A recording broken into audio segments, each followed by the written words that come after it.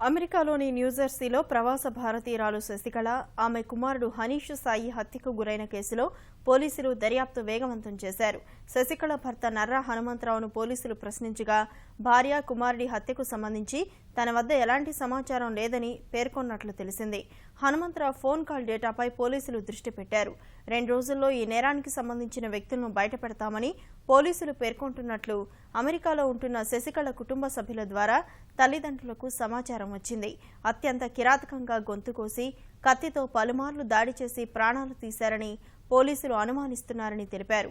తాను ఇంటికి వచ్చేసరికే రక్తపు మడుగులో చనిపోయి ఉన్నారని హనుమంతరావు చెప్తున్న మాటల్లో వాస్తవం ఎంత అనేది పరిశీలన చేస్తున్నారని వారు తెలిపారు. విజయవాడలో ఉంటున్న శశికళ తల్లిదండ్రులు కృష్ణకుమారి, వెంకటేశ్వరరావు, ఇతర కుటుంబ సభ్యులు ఈ హత్యలు చేసింది హనుమంతరావేనని ఆరోపిస్తున్నారు. 2004లో పెళ్ళయింది. 2011 వరకు బాగానే ఉన్నాడు. 2012 నుంచి ఇంకో అమ్మాయిని ఇది చేసుకుని దగ్గర తీసి ఇక పిల్లని నానా హింసలు పెట్టడం మొదలుపెట్టాడు.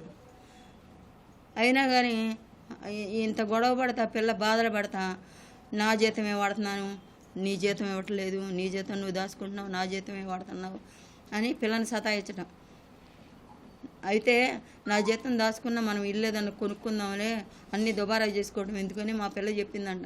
అయినా వినకుండా మా అమ్మాయిని ప్రెస్ చేసి బాధ పెట్టి సూటిపోటి మాటలన్నీ, పిల్లాడికి ఫీజు కట్టాలి, అద్దె డబ్బులు నువ్వు కట్టాలి, పాలసీని నువ్వు కట్టుకోవాలి అంట ఇక మొదలుపెట్టాడు.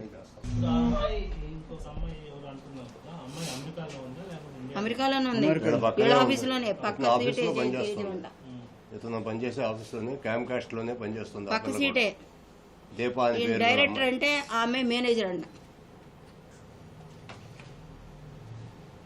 ఇంకో విషయం, ఇప్పుడు వీటన్నిటి కూడా మా అమ్మాయిని హెరాస్ చేస్తున్నట్టు కూడా మా దగ్గర మెయిల్స్ ఉన్నాయి. ఆ మెయిల్స్ కూడా నేను రిలీజ్ చేస్తున్నాను. ఇప్పుడు మీరు కొంచెం దయించి అవి కూడా తీసుకోండి. 2014 నుంచి మాకు మెయిల్స్ ఉన్నాయి. మా అమ్మాయి మాకు మెయిల్స్ పంపిస్తుంది. ఆ అమ్మాయికి మా అల్లుడికి మధ్య జరిగిన సంభాషణ కూడా ఉంది మెయిల్. మా అమ్మాయి నాకు పంపించింది. అది ఇది చూడమ్మా.